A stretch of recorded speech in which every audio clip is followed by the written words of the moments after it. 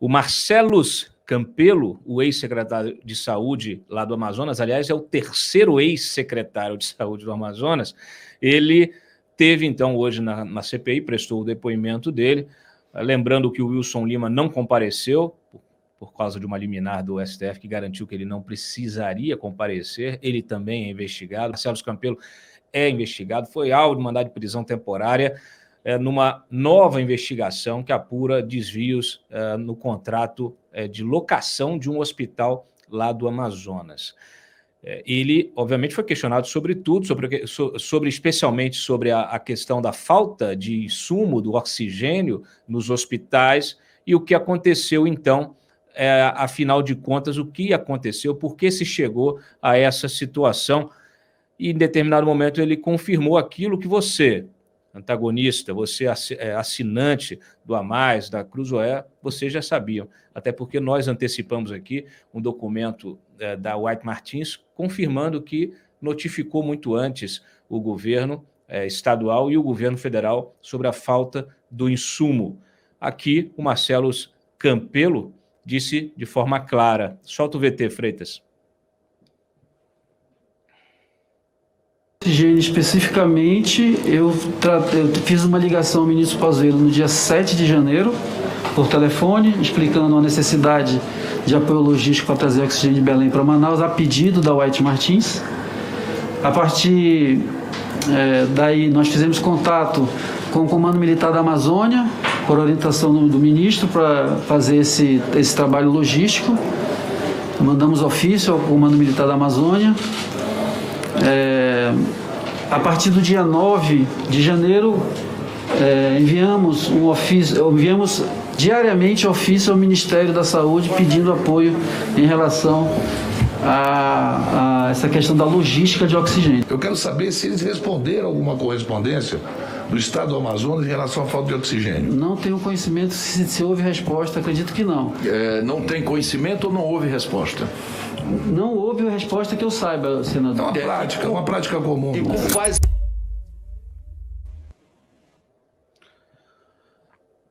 Pois é.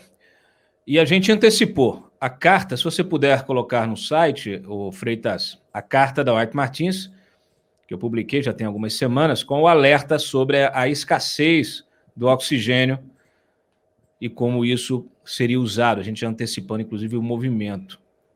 Consegue? Isso, então põe lá. Muito bem, tá aí, ó, a carta do White Martins. A gente publicou essa reportagem, que dia? Baixa um pouquinho.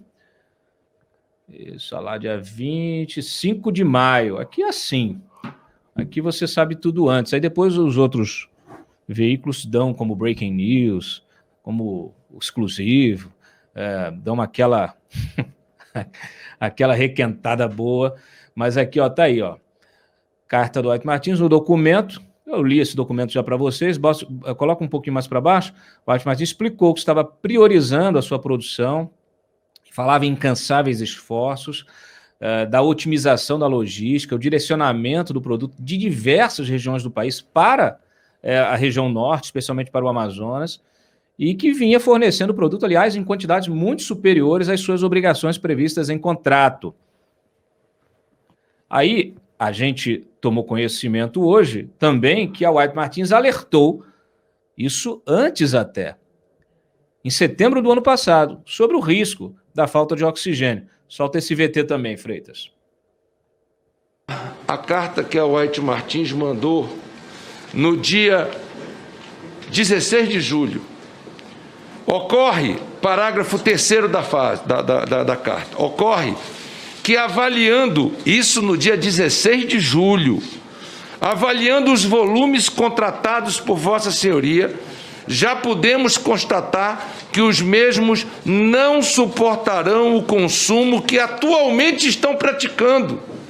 Em 16 de julho, na mesma carta, parágrafo 3º, o atendimento do excepcional aumento de demanda em instalações novas, manutenções, atendimentos emergenciais, etc., estamos trabalhando sob a máxima capacidade em setembro.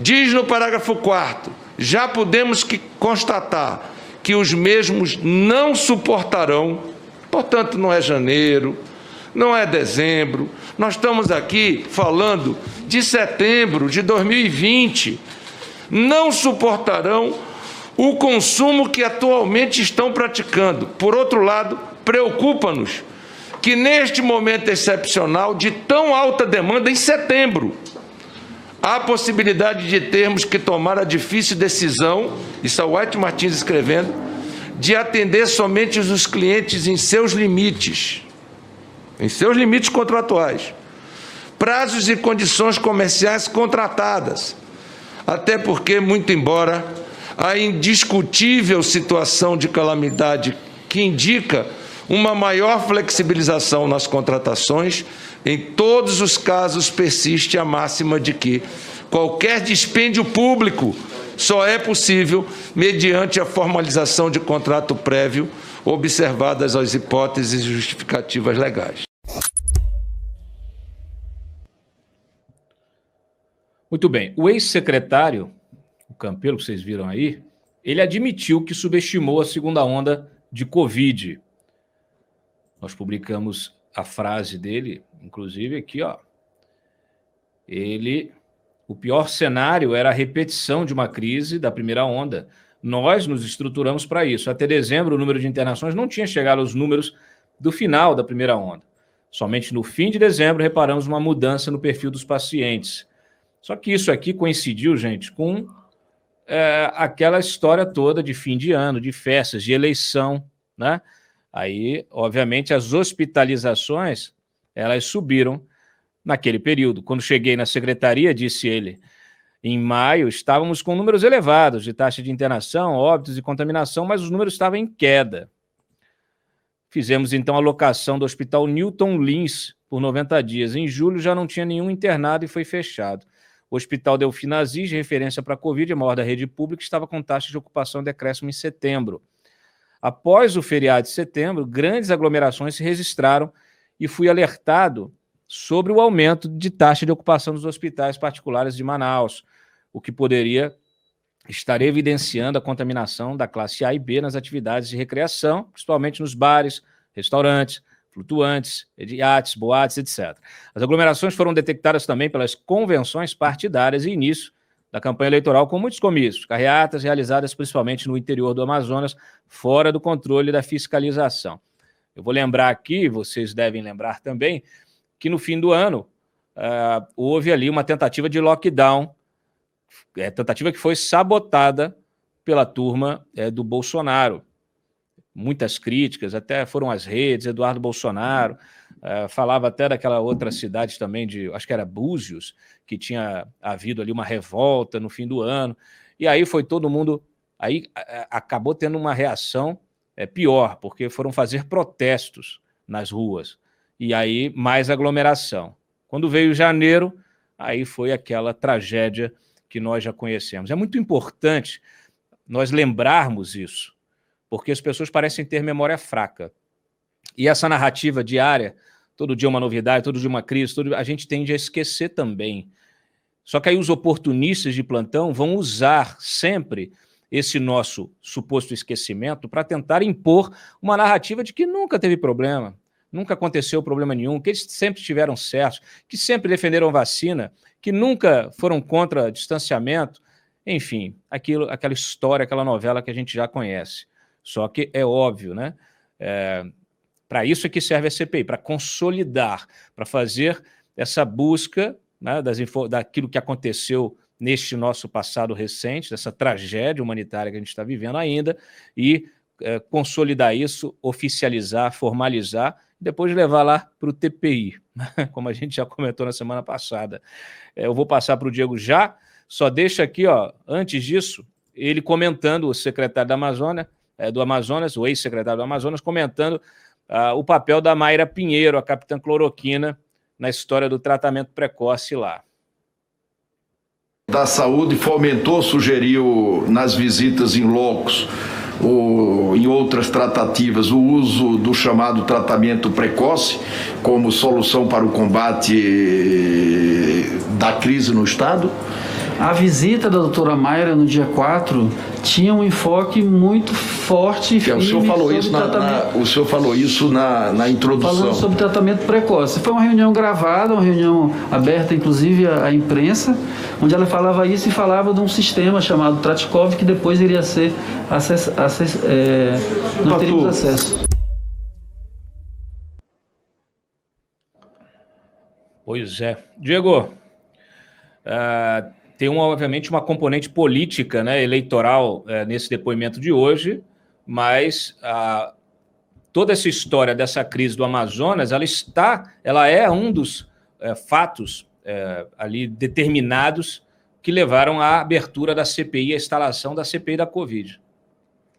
Exatamente, Cláudio. Boa noite a todos que nos acompanham no Papo Antagonista. O pedido original da CPI da Covid, apresentado pelo senador Randolfo Rodrigues, trazia de fato ali como pilar toda a crise do oxigênio no estado do Amazonas, principalmente ali concentrado na capital Manaus. Não à toa, o presidente da CPI é um senador amazonense, né? Ele conseguiu, com esse argumento, esse espaço importante na CPI, ele que vai terminar o seu mandato como senador no ano que vem e é candidatíssimo à reeleição pelo Senado lá no Amazonas em 2022. Também não à toa, o senador Eduardo Braga, que é o líder do MDB no Senado Federal, é um titular nessa comissão parlamentar de inquérito, porque ele, Eduardo Braga, é assumidamente já pré-candidato ao governo do Amazonas também em 2022. É claro que isso não deslegitima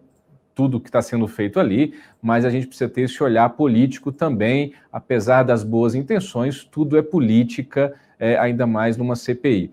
Também queria chamar a atenção para mais um depoente que foi muito bem preparado para a sessão da CPI no Senado, com frases prontas, com respostas muito fechadinhas, de que não se lembrava, de que não se recordava, de que ia procurar, de que ia ver com a equipe técnica, com seus assessores, se conseguiria se recordar de determinados fatos diante das cobranças e dos questionamentos que vinham sendo feitos ali pelos senadores ao longo da sessão.